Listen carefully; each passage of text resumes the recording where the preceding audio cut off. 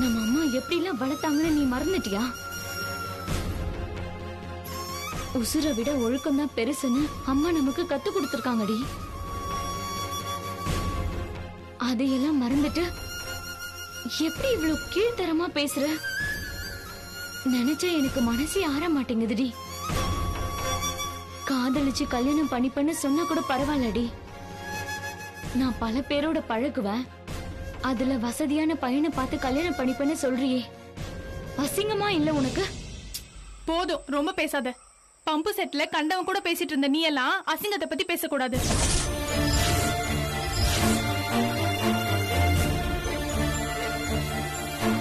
ஏய், என்ன பேச்சு பேசுற நீ?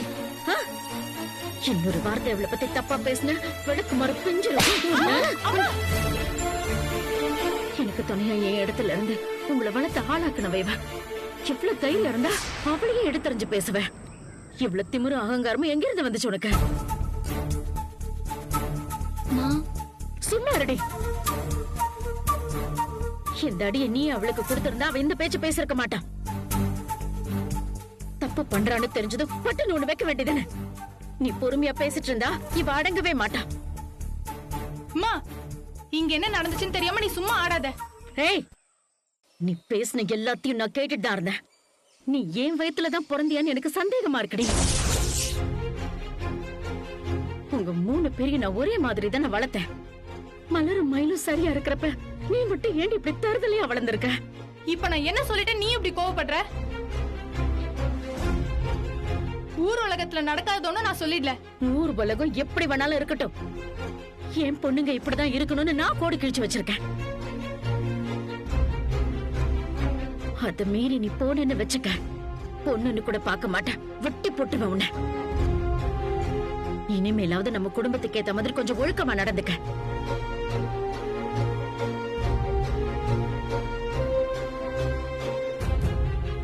படிக்கிறதுக்கு உதவியா இருக்குமேனுதான் நீ கேட்ட உடனே நாங்க செல்போன் வாங்கி கொடுத்தோம். ஆனா அது வந்ததும் நீ ஆளே மாறிட்டல்ல. ஒரு வேலையும் செய்யாம அதுவே கதின்னு கிடக்குற. என் பொறுமைக்கு ஒரு எல்லை இருக்கு. நீ இப்படி இருந்தன்னு வச்சுக்க, காசு போனாலும் பரவாயில்லன்னு அதை போட்டு உடைச்சிருவேன் நானு.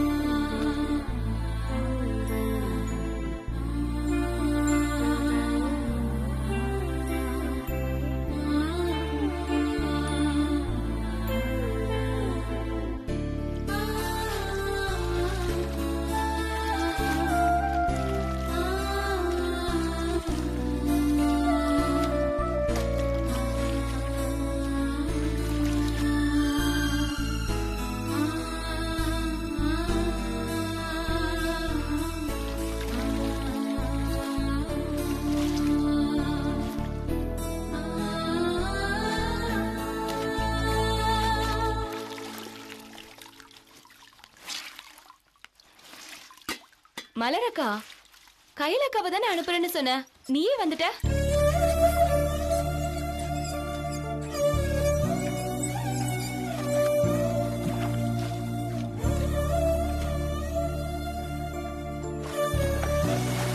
என்னாச்சுக்கா, ஏன் ஒரு மாதிரி இருக்க? ஒன்னும் இல்லடி. பொய் சொல்லாதக்கா, உன் முகம் வாடி போய் இருக்கு. என்ன நடந்துச்சுன்னு சொல்லு. அம்மா ஏதாவது சொல்லுச்சா? இல்ல. வேற என்ன பிரச்சனைக்கா? கையல் ரொம்ப பேசிட்டாடி.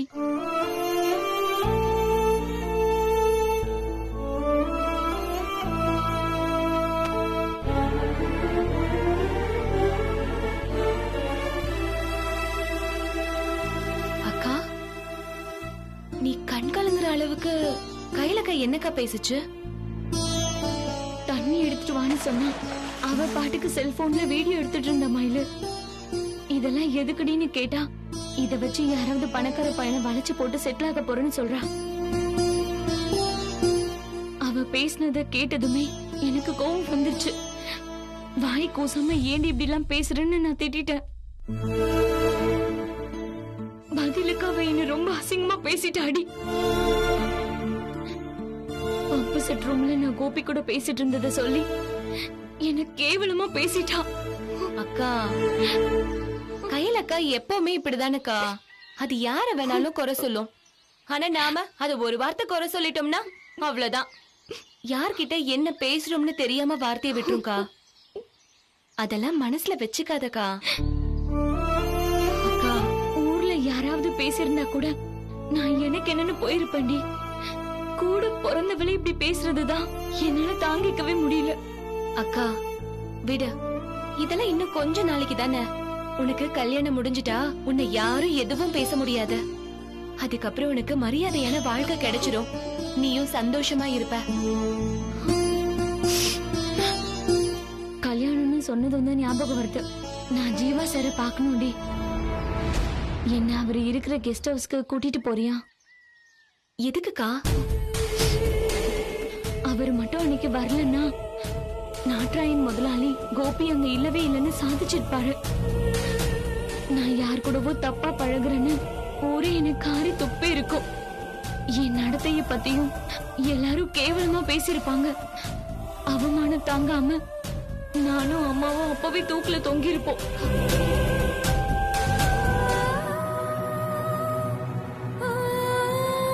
ஜீவா சார் தான் நம்ம குலசாமி மாதிரி வந்து என் மானத்தை காப்பாத்தினாரு.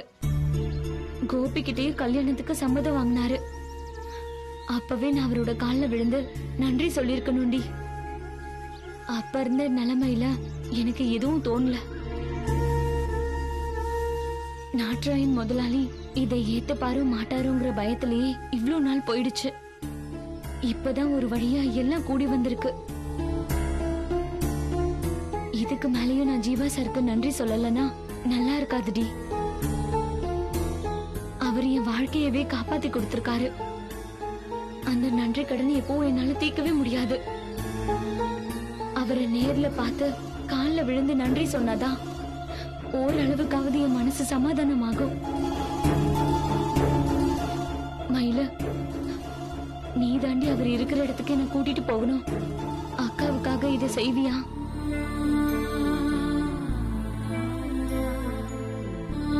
சரிக்கா, இப்ப வேண்டாம். நம்ம நாளைக்கு போய் அவரை பார்க்கலாம். சரி மயிலு, காலையில போலாம். சரிக்கா.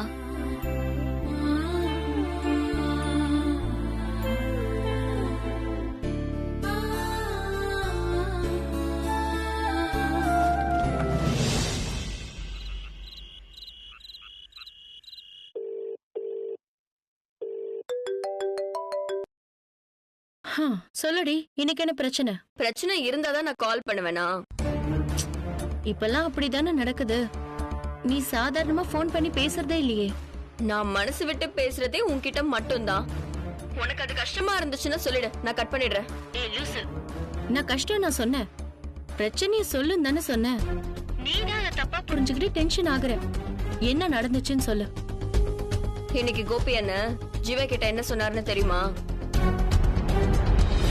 கல்யாணத்தை உறுதிப்படுத்தலன்னு அந்த வீணா போன குடும்பத்துல ஃபீல் பண்ணாங்களாம். அப்பா கிட்ட அந்த விஷயமா பேச சொல்லிட்டு போறாருக்கா. சரி, அதுக்கு என்ன இப்போ? அண்ணனுக்கும் அந்த விளங்காத மூஞ்சிக்கு கல்யாணம் பண்றதே எனக்கு பிடிக்கல. அத பத்தி யோசிச்சாலே எனக்கு கோவமா வருது. காலம் பூரா நம்ம காலுக்கு இடையில கிடக்க வேண்டிய ஜென்மங்க அதெல்லாம். அதுங்களை போய் நமக்கு சரிசமமா உட்கார வைக்கிறதெல்லாம் ஏத்துக்கவே முடியாதுக்கா. இந்த கல்யாணம் மட்டும் முடிஞ்சா இது மாமா வீடுன்னு அந்த மயில் உரிமையோட நம்ம வீட்டுக்கு வந்துட்டு போவா. அத நினைச்சாதான் என் வயிறு இன்னும் பத்துக்கிட்டு எரியுது. இந்த உலகத்திலேயே எனக்கு இருக்கிற ஒரே எதிரி அவ மட்டும் தான்க்கா. அவளா எனக்கு அந்நியம் வருத நினைச்சாலே கோமட்டுதுக்கா. அவளை கொன்னுடலாங்கிற வரைக்கும் வெறி வருதுக்கா. மது, நீ ஏன் இவ்ளோ ஆவேசப்படுற? உன் வாழ்க்கை நல்லா இருக்கணும் தான் நானும் அப்பாவும் திட்டம் போட்டு எல்லாமே செஞ்சிட்டு இருக்கோம். அத புரிஞ்சுக்காம இப்படி கோவப்பட்டா என்ன பண்றது? சின்ன மீனை போட்டு பெரிய திமிங்கலத்தை பிடிக்கணும்னு சொல்லுவாங்கல்ல, அததானே நாம இப்ப செஞ்சிட்டு இருக்கோம். ஜீவாவை கட்டிக்கிட்டு நீ இந்த வீட்டுக்கு மருமகளா வரணும்டி. அதுக்கு தடையா இருக்கிறது அவ மயில் மேல வச்சிருக்கிற காதல். அதை உடைக்கணும் தானே கோபிக்கும் மலருக்கும் கல்யாணம் பண்ணி வைக்கிறோம். மலர் வாழ்க்கைய வச்சு மிரட்டி தானே ஜீவா வாழ்க்கையில இருந்து ஒதுக்கி வச்சிருக்கோம். உண்மைய சொல்ல போனா உன் வாழ்க்கைக்காக கோபியோட வாழ்க்கைய பணையும் வச்சிருக்கோண்டி. இந்த கல்யாணம் நடக்கலனா மயில கண்ட்ரோல் பண்றதுக்கு நம்ம கிட்ட எந்த பிடியும் இருக்காதுடி. அவ லைன் கிளியர் ஆயிடும். அவ ஜீவா காதலை ஏத்துக்கிட்டு சந்தோஷமா சுத்தி திரிவா. ஆசைப்பட்ட வாழ்க்கை கிடைக்கலன்னு நீதான் மனசு புழுங்கி சாக வேண்டியிருக்கும். அதுக்கு நீ தயாரா இருக்கியா? ஜீவாவா மயிலுக்கு விட்டு கொடுத்துருவியா? சான்ஸே இல்லக்கா. எனக்கு ஜீவா வேணும். அவ கூட நான் சந்தோஷமா வாழணும். அத பார்த்து அந்த மயில் தான் நெஞ்சு வெடிச்சு சாகணும். இந்த விஷயத்திலயும் அவகிட்ட என்னால தோத்து போக முடியாதுக்கா. அப்போ கோபி மலரோட கல்யாணத்தை நீ ஏத்துக்கிட்டு தான் ஆகணும். அது கூட தற்காலிகமா தாண்டி. நீ ஜீவாவோட சேர்ந்துட்டா அதுக்கப்புறம் மலரை நம்ம வீட்டுல வச்சுக்கணும்னு அவசியமே இல்லடி. ஏதாவது காரணம் சொல்லி அவளை துரத்தி விட்டுறலாம். கோபிக்கு நம்ம லெவலுக்கு ஏத்த மாதிரி ஒரு பொண்ணை கட்டி வச்சிடலாம். நாம நினைக்கிறதெல்லாம் சரியா நடக்கிற வரைக்கும் கொஞ்சம் பொறுமையா இரு. கோபம் சாதிக்காதத நிதானம் தான் சாதிக்கும். சரிக்கா. நாம 2 பேரும் இந்த வீட்டை ஆளணுங்கிறது தான் நம்மளோட கனவு. அது நிறைவேறணும்னா சின்ன சின்ன கஷ்டத்தை நம்ம தாங்கிதான் ஆகணும். கஷ்டப்படாம வலிய அனுபவிக்காம எந்த லட்சியத்தையும் அடைய முடியாது. புரியுதா? புரியுதுக்கா. நீ செய்ய வேண்டியதெல்லாம் ஒன்னே ஒண்ணுதான். நேரம் கிடைக்கிறப்பெல்லாம் மலரோட வாழ்க்கைய பத்தி சொல்லி மயில அடக்கி வை. ஜீவாவோட அவ நெருங்காம பாத்துக்கோ. உன்னை ஜீவாவோட சேர்த்து வைக்கிற வேலையை நான் பாத்துக்கிறேன். ஓகேக்கா.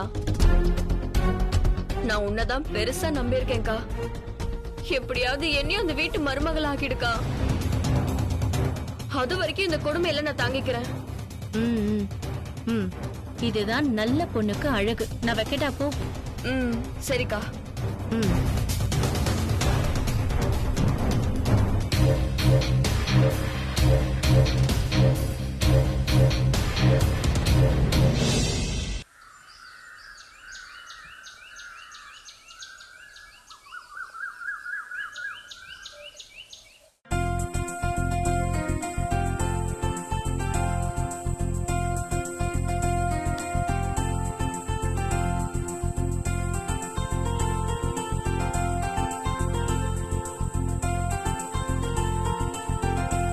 டேய், இந்த காடை எடுக்கட்டுமாடா? அது வேண்டாம் மச்சான், கட்டுக்கு போ. கட்டுக்கா? சொல்றது கேள்றா, போடா.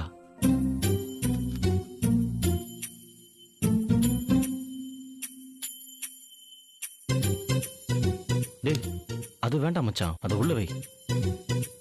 இது எதுக்குடா நமக்கு? டேய், மது ராணியை வச்சுக்கிட்டு ரெடியா இருக்கா. நீ கிங்க போட்ட அவளுக்கு ரம்மி செட் ஆயிடும். விட்டுறாத. எதை வச்சுடா அப்படி சொல்ற? டேய், ரம்மிங்கிறது சும்மா லக்ல கார்டு சேர்க்கிற கேம் இல்ல மச்சான். எந்த கார்டு எடுக்கிறாங்க, எதை போடுறாங்கன்னு சொல்லி கணிச்சு ஆடுற மைண்ட் கேம். எதுக்கு காடை புடிச்சு ஆடுறீங்க ஜீவா? ராஜாவுக்காக நான் எவ்வளவு நேரம் வெயிட் பண்ணிட்டு இருக்கேன்னு தெரியுமா? விட்டு இருந்தா நான் ஜோடி சேர்த்து முடிச்சிருப்பேன்ல. எனக்கு தெரியும் மது, நீ நினைக்கிறது என்னைக்குமே நடக்காது. ஃபீல் பண்ணாத மது, நம்ம வேற செட்டு சேர்த்துக்கலாம்.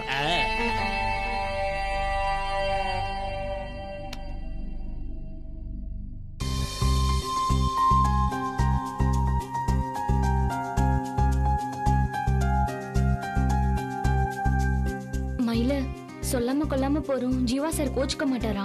அவர் அப்படியெல்லாம் கோச்சுக்க மாட்டாருக்கா. உங்களை பார்க்க வரலாமான்னு கேட்டாதான் கோச்சுப்பாரு. நீ அத பத்திலாம் யோசிக்காம வாக்கா.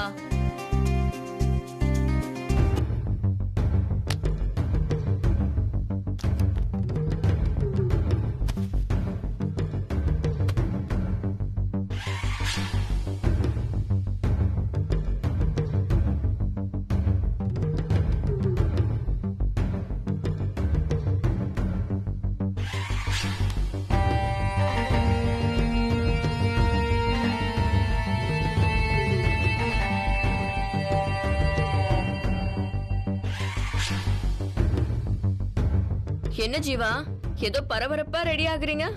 எங்கேயாவது வெளியே போறீங்களா? இல்ல மது, என்ன பார்க்க தான் ஒருத்தர் வராங்க. கெஸ்ட் வரும்போது நானும் பளிச்சுன்னு இருக்கணும்ல, அதான்.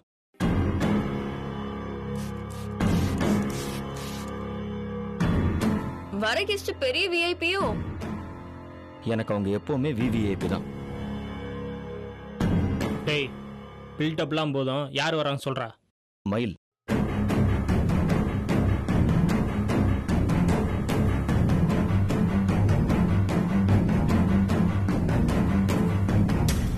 வரேன்னு ஃபோன் பண்ணாங்களா என்ன? அப்புறம் எப்படி சொல்ற? என்னோட உள் மனசு சொல்லுது மச்சான், அவ கண்டிப்பா வருவா. டெலிபதியா? இருக்கலாம், ஆனா அவ வருவான்னு எனக்கு கண்டிப்பா தெரியும். நீ வேணா பாரு, ஐ கேன் ஃபீல் தட். அது எப்படின்னு கேட்டா எனக்கு சொல்ல தெரியாது, ஆனா கண்டிப்பா வருவா. ஒருத்தங்களை உயிருக்கு உயிரா நினைக்க ஆரம்பிச்சிட்டா இதெல்லாம் நடக்கும் போல.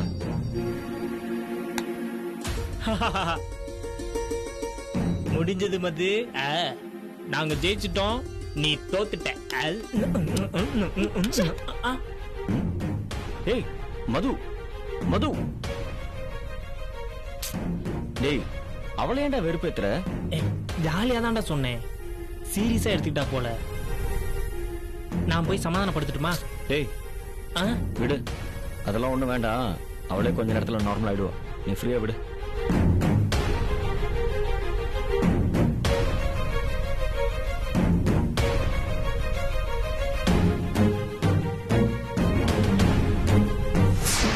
அடிப்பாவி, ஜீவா சொன்ன மாதிரி வந்து நிக்கிறாளே. யாருங்க அது? திறந்த வீட்டுக்குள்ள ஏதோ ஒண்ணு நுழையிற மாதிரி. மது, ஓ நீங்களா? அக்காவும் தங்கச்சியும் என்ன இவ்ளோ தூரம் வந்திருக்கீங்க? செலவுக்கு காசு இல்லையா? எப்படி இருக்கும்? சாணி அல்றவளும் மாடு மேய்க்கிறவளுக்கும் அடுத்தவங்க கிட்ட கையெழுத்து தானே பழக்கணும்.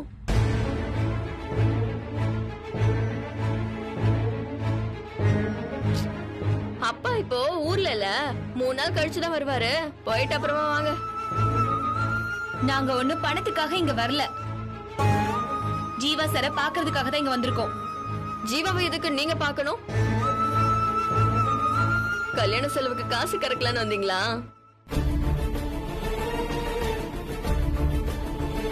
ஜீவா ரொம்ப அப்பாவி. இவளுக்கும் எங்க அண்ணனுக்கும் பழக்கம் இருக்கிற மாதிரி நம்ப வச்சு அவர் மூலியமாவே கல்யாணத்தை பேசி முடிச்சிட்டீங்களா? இப்ப அதை நடத்தி தரதுக்கும் அவர் தான் காசு தரணுமா? வரம் கொடுத்தவன் தலையிலே கை வைக்க பாக்குறீங்களே, அசிங்கமா இல்ல? போதும், நிறுத்த மது. என்ன விஷயம்னு தெரியாம நீ வாய்க்கு வந்தபடியெல்லாம் பேசாத. நாங்க ஜீவா சார் கிட்ட பேசுறதுக்கு தான் வந்திருக்கோம். ஜீவா ரெஸ்ட் எடுத்துட்டு இருக்காரு. இப்ப நீங்க அவர்கிட்ட எல்லாம் பேச முடியாது, கிளம்புங்க. ஜீவா சார பார்க்காம நான் போக மாட்டேன். ஓ மயிலு,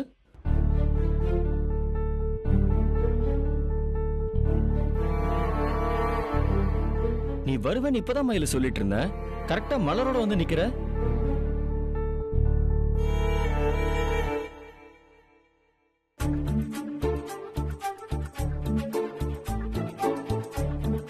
நாங்க வரது உங்களுக்கு எப்படி சார் தெரியும்? நான் போன் கூட பண்ணலையே. தூரத்துல இருந்தாதான் மயிலு கம்யூனிகேட் பண்றதுக்கு போன் தேவை.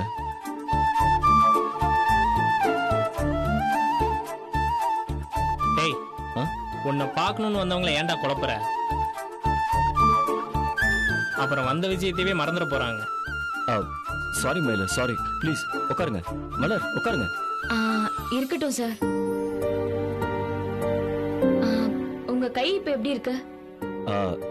காயெல்லாம் ஒன்றும் பெருசா இல்ல, ஜஸ்ட் ஏதோ ஒரு மூட்ல பண்ணிட்டேன். அதெல்லாம் விடுங்க, நானே இதெல்லாம் மறந்துட்டேன். சரி, கல்யாண வேலையெல்லாம் எப்படி போயிட்டு இருக்கு? இப்போதைக்கு நீங்க தொடங்கி வச்ச பேச்சோட தான் சார் நிக்குது. இது மேற்கொண்டு நடக்கிறதுக்கு முன்னாடி உங்களுக்கு நன்றி சொல்லிட்டு போலான்னு தான் வந்தேன். ஐயோ மலர், என்னங்க இதெல்லாம்? நீங்க செஞ்ச உதவிக்கு வார்த்தையால நன்றி சொன்னா போதாது சார். அதுக்காக போய் கால்ல விழுவீங்களா? அதுவும் நீங்க என்னை விட வயசுல பெரியவங்க, நீங்க போய் என் கால்ல விழலாமா? மனுஷங்கன்னா வயசு வித்தியாசம் பார்க்கலாம். நீங்க என் மானத்தை காப்பாத்தின குலசாமி, கால்ல விழுறதுல தப்பே இல்ல சார்.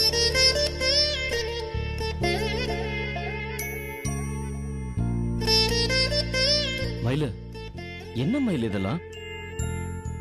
நான் செஞ்சது ஒரு சாதாரண விஷயம்.